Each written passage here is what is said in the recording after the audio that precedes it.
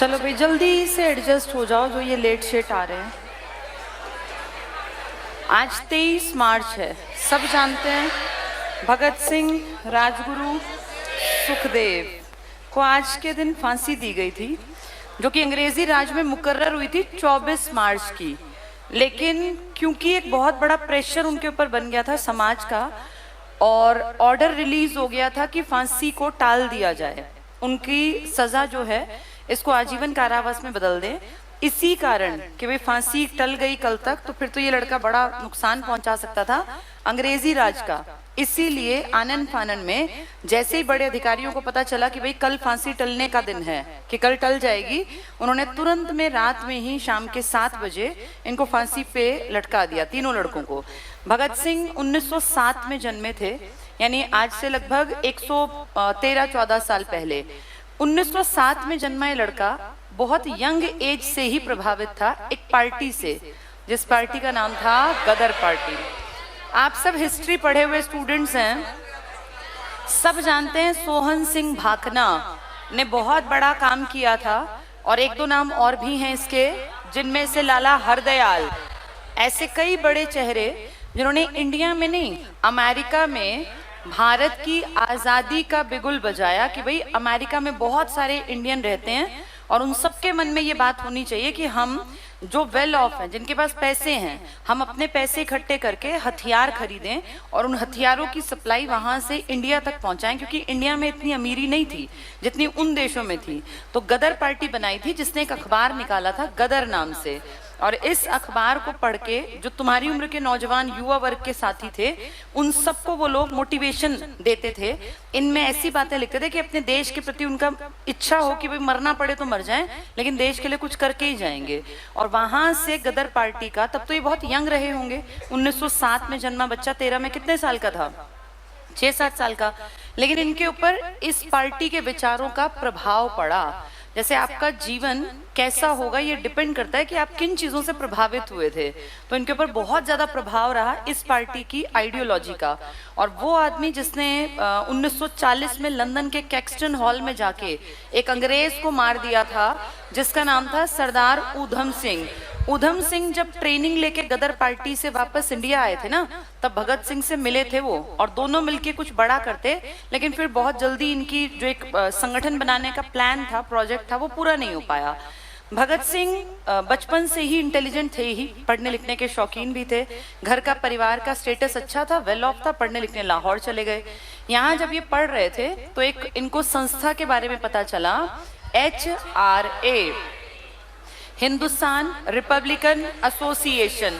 ये भी इनके हमउम्र एक साथी ने बनाई थी, जिनका नाम था चंद्रशेखर आजाद। आजाद इतने अमीर परिवार में नहीं पैदा हुए, भगत सिंह बहुत अच्छे खाते पीते घर के लड़के थे। भगत सिंह को HRA के बारे में पता चला, दोनों की उम्र में महज 1 साल का फर्क था। वो 1906 के हैं, ये 1907 के, तो हम उम्र ही मानते हैं, 1 साल का अंतर कोई बड़ा अंतर नहीं होता। HRA के बारे में पता चला, ये पार्टी बनी थी 1924 के आसपास। तो 1924 में बनी ये पार्टी, सबसे बड़ी दिक्कत थी इसके पास पैसा नहीं था, क्योंकि कोई भी पार्टी बनाने के बाद ना खर्चे होते हैं। आप हथियार कहाँ से खरीदेंगे, आप अखबार कैसे छापेंगे, आप संगठन को मजबूती कैसे देंगे, तो इसके लिए आपको पार्टी की बार बार मीटिंग्स ऑर्गेनाइज करनी पड़ती हैं, अखबार भेजने पड़ते हैं, इन सब में पैसा लगता है। और इन नौजवानों की सबसे बड़ी दिक्कत थी, इनके घर वाले पैसा देंगे नहीं, क्योंकि उनको लगता था ये बिगड़ने के रास्ते पे हैं, कल को खुद भी मरेंगे और पुलिस वाले घर वालों को भी दुखी करेंगे। तो इनको घर से किसी लड़के को कोई सपोर्ट नहीं मिलता था, इनको सपोर्ट इकट्ठा करना था सोसाइटी के बीच में से। और इस दौर में जब ये बनी थी 1924, तो याद करो महात्मा गांधी भी कांग्रेस के पहले और इकलौते अध्यक्ष बने थे सेशन में। यानी इस टाइम पर किसका सिक्का चलने लग गया था? महात्मा गांधी। और गांधी जी की आइडियोलॉजी थी, मारकाट में कुछ नहीं रखा, हथियारों की क्या जरूरत है, तुम अपनी जबान को ठीक रखो, अपने व्यवहार आचार को ठीक रखो, तो तुम देश आजाद करा लोगे। इनसे ठीक उलट सोच थी इन लोगों की। इनका कहना था कि अपने हक के लिए जब सामने वाला बहरा हो जाए तो आपको उनको सुनाने के लिए बम के धमाके भी करने पड़ते हैं। ये इन्होंने एक लेख भी लिखा था ना, और इन्होंने कहा था कि कितनी भी जरूरत पड़े, अगर हिंसा करनी पड़ी इनके साथ, जो ये अंग्रेज हैं, तो हम इससे गुरेज नहीं करेंगे, इससे हटेंगे नहीं। HRA में आजाद एक बड़ा चेहरा थे, लेकिन अकेले आजाद क्या करते, इनके साथ कई साथी और थे, पर सारे पकड़े गए।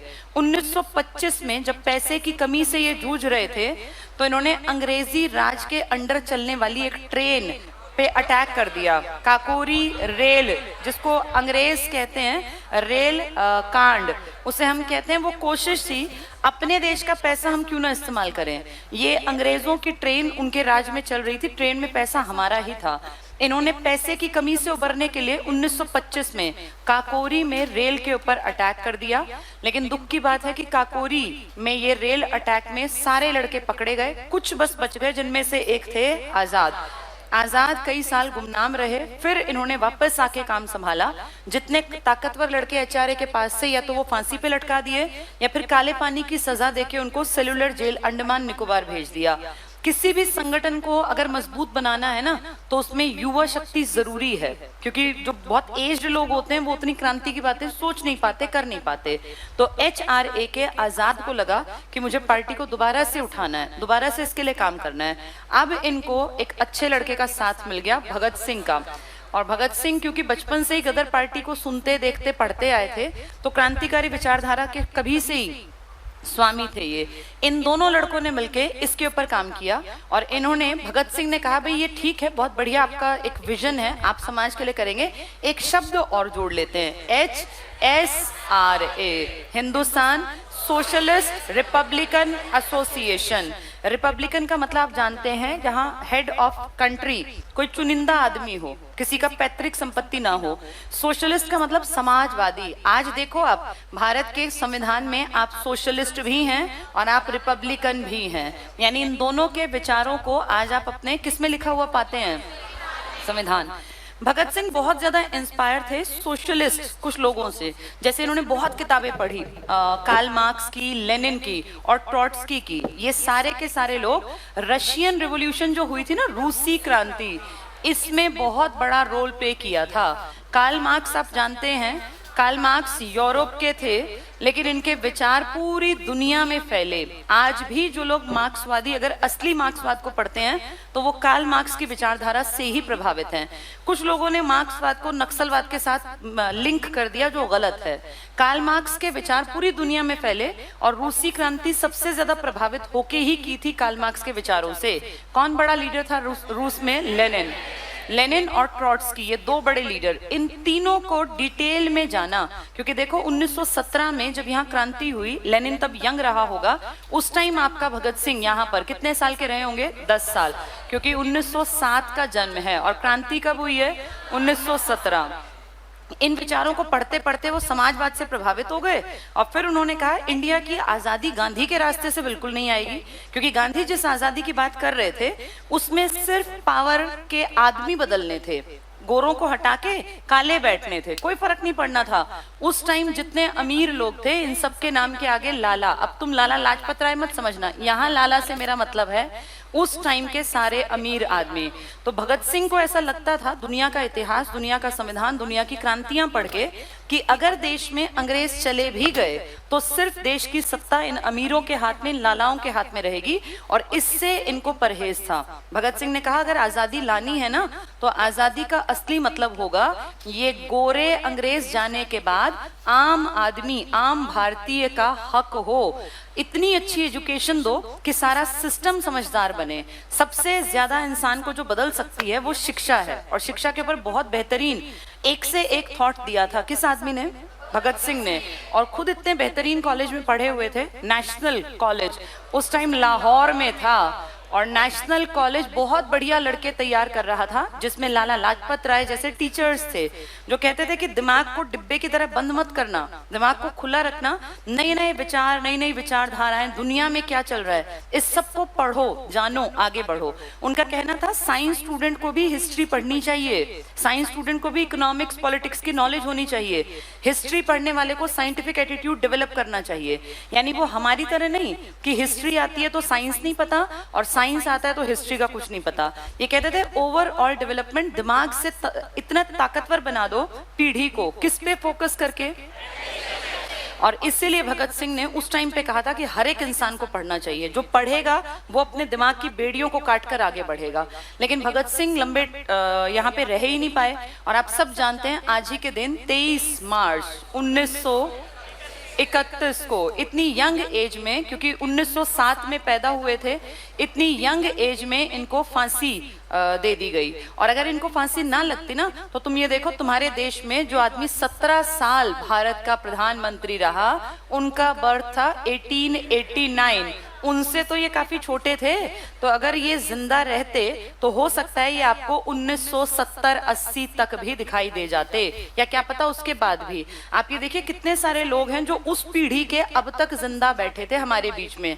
जो लोग 1900 के आसपास का बर्थ था ना, वो सब लगभग 90 से 100 साल काट के गए हैं। कोई बहुत बड़ी बात नहीं है, क्योंकि तब का खान पान, तब की आबो हवा इतनी पोल्यूटेड नहीं थी। तो अगर भगत सिंह जिंदा रहते तो मान के देखो, इनसे तो छोटे थे, कभी इनके बाद भी अगर पीएम बनते तो क्या पता 70-80 के दशक तक हम देख रहे होते। और अगर वो आदमी सच में पीएम बन जाता तो सबसे बड़ा काम वो किस पे करने की इच्छा रखता था। फिर हम ये ना होते जैसे हम आज हैं कि लिटरेसी की बातें करते हैं, एजुकेशन का शब्द का मतलब भी हमें नहीं पता। तो बहुत बड़ा नुकसान पूरे भारत का रहा। लेकिन अब क्या कर सकते हैं, जो चीज हो चुकी है उसको नहीं बदला जा सकता।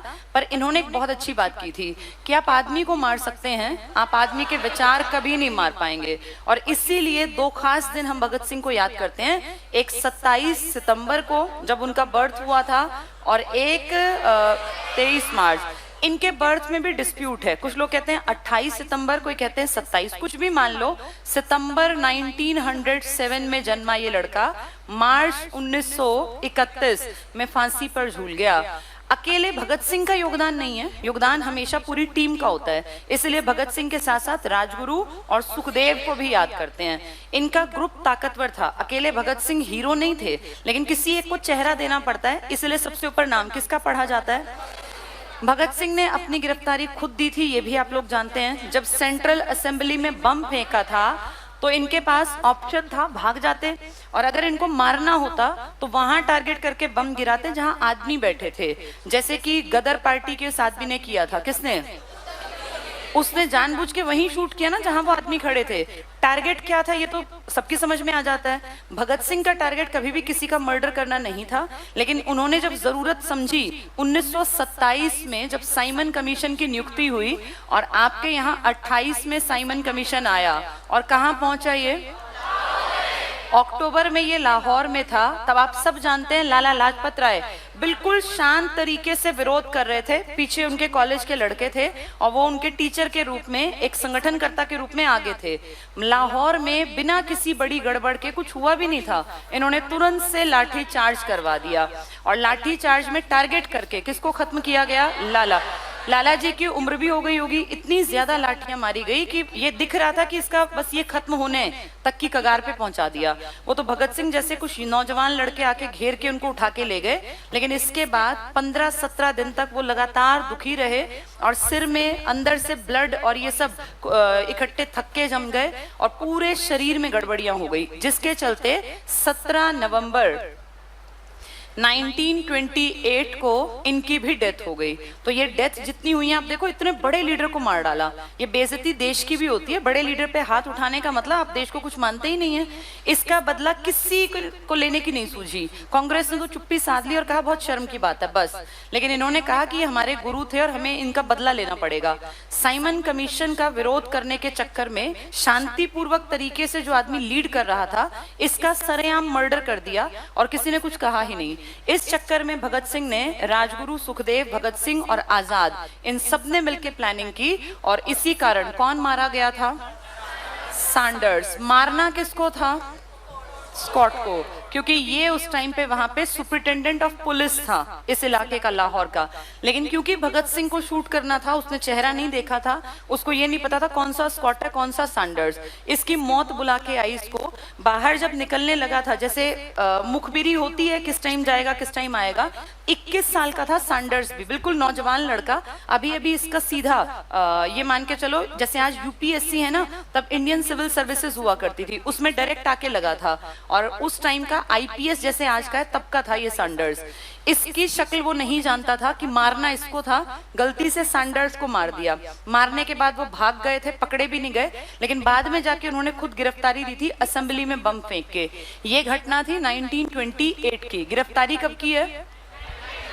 तो अंग्रेजों ने तो केस बंद कर दिया था, वो तो केस दोबारा खुला क्योंकि फिर पुरानी चीजें निकलती गई और फिर पता चला कि सैंडर्स के हत्याकांड में भी कौन मेन आदमी था? भगत सिंह। और इसी चक्कर में फांसी की सजा दी गई, क्योंकि किसी भी अंग्रेज को मारने की सजा फांसी थी। और अंग्रेजों की तो नाक में दम कर रखा था भगत सिंह ने, क्योंकि कभी कहीं कुछ सुनने को मिलता, कभी कहीं कुछ।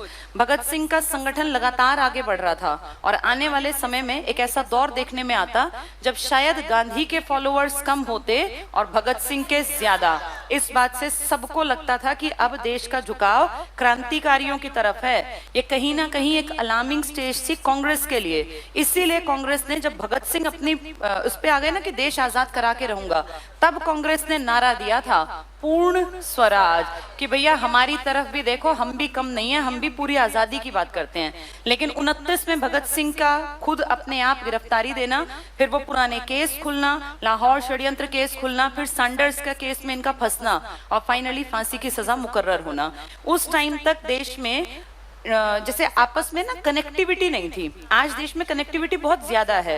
जब भगत सिंह की फांसी की सजा थी तो आधे दक्षिण भारत को तो पता ही नहीं था कि देश में क्या हो रहा है। अखबारों में बस मेन चीज निकालते थे जिससे जनता भड़क सके, ऐसा लिखते ही नहीं थे। भगत सिंह के पीछे दुनिया थी विचारों से, लेकिन जिस टाइम जरूरत थी तब लोग इकट्ठे नहीं हो पाए और इसीलिए भगत सिंह को फांसी हो गई। इनकी पार्टी के सारे बड़े लीडर पकड़े गए। कौन सी पार्टी थी ये? आजाद ने जो शपथ ली थी उन्होंने वो पूरी की। इन्होंने कहा था अंग्रेजों के पास वो गोली नहीं बनी जो मुझे मार सके, और ना ही कभी अंग्रेजों के हाथ में आऊंगा। कोई ऐसी जेल नहीं जहां मैं कैद हो सकूं। आजाद ने अपनी बात को 100% सही साबित किया। और जब इनको दिखा कि HSRA का भगत सिंह भी, राजगुरु, सुखदेव सब पकड़े गए। देखो ये दुख कितना बड़ा है। ये लड़का 1924 से मेहनत कर रहा था देश के लिए। इसके माँ बाप, इसके भाई बंधु सब पीछे रह गए। सारा परिवार छोड़ के इसने सोच लिया मुझे देश के लिए करना है कुछ। 1924 में इसने कोशिश की थी HRA बना के। 25 में सारे यार दोस्त पकड़े गए, फांसी पे लटका दिए, काला पानी भेज दिए, तब भी अकेला बचा था। 28 में इसने फिर कोशिश की थी HSRA बना के, लेकिन अब 1931 में इस आदमी को, कोई बहुत एज्ड नहीं था ये भी, ये सिर्फ 1 साल बड़े हैं भगत सिंह से। यहाँ आते आते ना मन टूट गया और ऐसा लगा कितने साल हो गए यार, कोई संगठन ही नहीं बन के दे रहा। और अब संगठन में काबिल लड़का जो है भगत सिंह, राजगुरु, सुखदेव, वो फांसी की सजा। तो इन्होंने फाइनली अपने आप को ये समझाया कि मुझे कुछ भी करना पड़े, मुझे भगत सिंह को बचाना है। और अपने सिद्धांतों के विरुद्ध जाके ये नेहरू से मिले थे। आजाद नेहरू के घर गए थे इलाहाबाद में, और इन्होंने कहा था कि भगत सिंह कुछ भी आप जो कहोगे वो कर देंगे, कहोगे तो संगठन भी नहीं आगे चलाएंगे, लेकिन आप भगत सिंह को, राजगुरु, सुखदेव को बचवा लो। मुझे नहीं पता क्या सच क्या झूठ, लेकिन ऐसा कहते हैं कि नेहरू ने इनकी मदद करने से साफ इनकार कर दिया। ये फरवरी की घटना है, फरवरी 1931 की। इनकी फांसी है 24 मार्च की, तो अभी कुछ दिन बाकी हैं।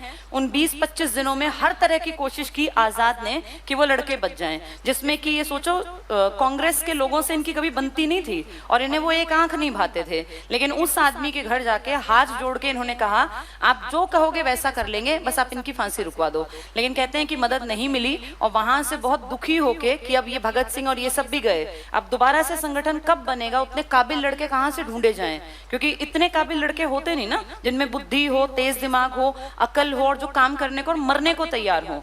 तो वहां से फरवरी में जब ये निकले तो वहां पे एक पार्क में जाके बैठ गए। इनका एक साथी था अल्फ्रेड पार्क इलाहाबाद में, और आप सब जानते हैं वहां पुलिस को मुखबिरी कर दी गई और पुलिस ने चारों तरफ से घेर लिया। इनके पास जितनी गोलियां थी तब तक ये चलाते रहे। जब लास्ट में एक गोली बच गई तो इन्होंने वो पुरानी बात की, ऐसी गोली अंग्रेजों के पास नहीं है जो मुझे मार सके, वो वो गोली खुद को मार ली। और जब अंग्रेजों ने देखा कि गोली चली है तो समझ गए कि ये खुद मर गया होगा। और जब इनके आसपास आए तो उनके मन में ये था कि कहीं एक्टिंग कर रहा हो और उठ के एकदम भाग ले, हमें मार दे। तो उन्होंने जिनके शरीर में जान भी नहीं थी उस आदमी को भी 2-3 गोलियां मारी और फिर जाके देखा कि हाँ ये मर गया। आजाद भी ग्रेट आदमी थे। कब चले गए थे ये? 1931। स्टार्टिंग देखो कितनी मनहूस निकली। फरवरी में आजाद ना चाहते हुए उस कंडीशन में फंस गए कि खुद को गोली मारनी पड़ी। और फिर भगत सिंह, राजगुरु, सुखदेव 23 मार्च 1931। और इस तरह एक बहुत खूबसूरत संगठन जो शायद असली आजादी लाने में सक्षम होता वो खत्म हो गया। इसके बाद इसका किसी ने नाम ही नहीं लिया। कुछ सभाएं बनाई थी भगत सिंह ने, जिनमें सबसे बड़ी नौजवान भारत सभा आज भी छुटपुट काम कर रही है, लेकिन विचारों की बहुत ज्यादा कमी है। आज भी वो विचार नहीं है जो असली में विचार किसके थे? भगत सिंह के। और आज के दिन को याद करके बस मन में ये सोच लिया करो कि एक भी काम अच्छा कर गए सिर्फ अपने लिए, कि अगर हम शिक्षा में अपना भी उद्धार कर ले हर एक आदमी, तो देश बदल सकता है। देश बदलने के लिए हमें कोई हथियार नहीं उठाने, हमें कहीं बहुत बड़ी क्रांति नहीं करनी, लेकिन इस चीज को समझो कि एजुकेशन पे काम करो। और एजुकेशन मात्र रटना नहीं है। एजुकेशन का मतलब है जब बच्चा छठी में आ जाता है ना, तो उसको भारत के बारे में सारी नॉलेज दी जाती है। छठी, 7वीं, 8वीं पूरा भारत का इतिहास है। जब बच्चा 9वीं 10वीं में आता है ना, तो इसको वर्ल्ड हिस्ट्री पढ़ाई जाती है। इस टाइम पर बच्चे की शिक्षा अगर अच्छे टीचर्स के हाथों में होगी ना, तो उनका दिमागी विकास हो जाएगा, फिर वो सोचने में समझने में सक्षम होंगे। इस टाइम पर बच्चे को पॉलिटिक्स समझानी चाहिए, क्योंकि 10वीं तक बच्चे को सारी चीजें लिखित में मिलती हैं। पर अपना बचपन याद करो, 10वीं तक तुम्हें मौलिक अधिकार, राष्ट्रपति, प्रधानमंत्री, ये सब पढ़ाया गया, लेकिन किसी के भी दिमाग में ये बात घुसाई नहीं गई कि क्यों पढ़ाया जा रहा है। और 10वीं तक हम टाइम पास करके तुम नहीं, सब लोग, पूरा भारत इस एजुकेशन सिस्टम को पानी फेर रखा है हमने। असली पढ़ाई तब होगी जब बच्चा 6ठी से 12वीं तक इतना सक्षम बन जाए कि वो अपने बारे में भी जागृत हो, सोसाइटी और देश के बारे में। इसीलिए इन दिनों को याद किया जाता है। तो सबसे बड़ी चीज है, किस पे काम करना चाहिए? कोई मंत्री आए, कोई कितना ही बड़ा, कोई मोदी जी हैं या कोई राहुल गांधी है या कोई भी है, कोई देश नहीं बदलेगा। इस बात को पहले हमें समझना पड़ेगा। अगर सच में देश बदलेगा या तुम्हारे अपने पर्सनल घर की स्थिति बदलेगी, तो वो इससे बदलेगी। जिस दिन तुम नौकरी लग जाओगे ना, उस दिन तुम्हारे घर में आराम का जीवन चलेगा। उससे पहले चाहे भगवंत मान बने, चाहे आम आदमी पार्टी बने, चाहे मोदी जी बने, मोदी जी के बनने से भी यूपी में या योगी जी के बनने से यूपी के घर में किसी के में फर्क नहीं पड़ना। किसी के घर की स्थिति वो खुद बदल सकता है, और उसके लिए सबसे बड़ा हथियार है एजुकेशन। खूब पढ़ो लिखो, काबिल बनो, पैसे कमाने की लायकियत इकट्ठी करो, और जब कहीं पहुंच जाओ ना, तब सोसाइटी के लिए भी काम कर लेना। सोसाइटी बाद में आएगी, पहले अपने आप को अच्छा कर लो। अगर हर आदमी ये सोच लेगा तो समाज की जरूरत खत्म हो जाएगी अच्छा बनाने की, अगर हर कोई अच्छा होगा। इसलिए आज का दिन बड़ा कीमती है। चलो अब क्लास में थोड़ा पढ़ते हैं, फिर परिमल सर आएंगे इस क्लास के बाद, तो इसका प्रज्वलन करेंगे और थोड़ी सी उनको श्रद्धांजलि देंगे। चलो पढ़ना स्टार्ट करें अपना टॉपिक। कल हमने क्या पढ़ा था? नदियां। 2 नदियां रह गई थी, चेतांग और राक्षी या राका नदी। ठीक है, पेज निकाल लो, फिर पढ़ते हैं। पहले मैं समझा भी दूंगी। 93 पर कह रहे हैं ये है। हाँ, ये पढ़ लिया था, लास्ट में आ गए थे चेतांग। कल हमने 4-5 नदियां पढ़ी थी। बताओ सबसे बड़ी नदी कौन सी है हमारी? कहां से निकलती है? किसकी बहन कहलाती है? यम की यामी बहन है ये। और किसकी पुत्री है? नेचुरल बाउंड्री है हमारे और यूपी के बीच में। क्या ये शिवालिक से निकली है? ये इकलौती है जो शिवालिक से नहीं तो हरियाणा की सारी नदियां शिवालिक से, नीचे वाली अरावली से। ये कहां से निकल के आती है? कौन सी हिमानी है? यमुनोत्री हिमानी। यमुना ये सदा नीरा है, नित्य वाहिनी है। कल सारा कुछ आपने पढ़ लिया। दूसरी का नाम क्या था? अगर कहें हरियाणा के सबसे उत्तरी हिस्से से निकलकर आने वाली, क्योंकि ये पंचकुला से आती है और ये यमुना नगर। मैप याद है? पंचकुला से ऊपर कुछ है ही नहीं, तो सबसे उत्तरी हरियाणा से आने वाली नदी घग्गर। लेकिन ये कैसी है? या कह लो बरसाती। कितनी हमारे साथ इसकी बाउंड्री है? अपने यहाँ 250, लगभग 250। वैसे कितनी है? वैसे 400 प्लस है, अपने यहाँ 250 के आसपास। घग्गर आपके कितने जिलों में से निकलती है? पंचकुला, अंबाला, कैथल, फतेहाबाद, सिरसा। किन 2 जिलों में पंजाब में? एक कुरुक्षेत्र में और एक जींद में। इसकी दूसरी एंट्री आपके टोहाना। टोहाना को नहरों का शहर भी कहते हैं, पता है ना? ये नहरों का शहर या नहरों का नगर टोहाना। घग्गर 5 जिलों से। यमुना कितने से थी? 6। यमुना में तो कोई डाउट है ही नहीं। यमुना नगर, करनाल, पानीपत, सोनीपत, फरीदाबाद, पलवल, नीचे की तरफ से ना। इसके बाद हमने पढ़ी थी तीसरी नदी, छोटी छोटी नदियां। एक थी सरस्वती, एक थी मारकंडा और एक थी टांगड़ी। इनमें से कौन सी हरियाणा की? टांगड़ी कहां से निकली? पंचकुला के कालका के पास से ना। और ये टांगड़ी वाली आके किस में गिर गई? मारकंडा कहां से आई थी? अंबाला।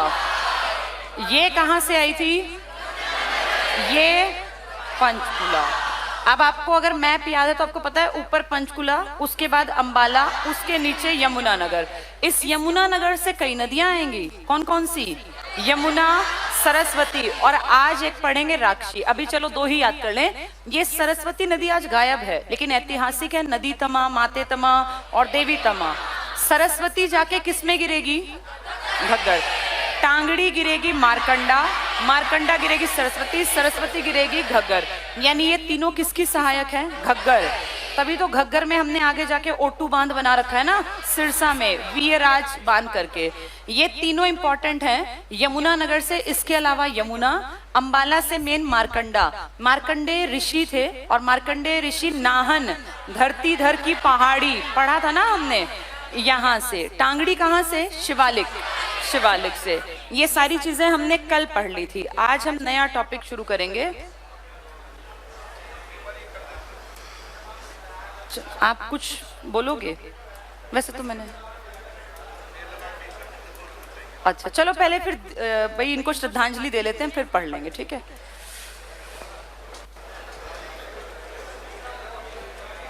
ऑफ कर दूं?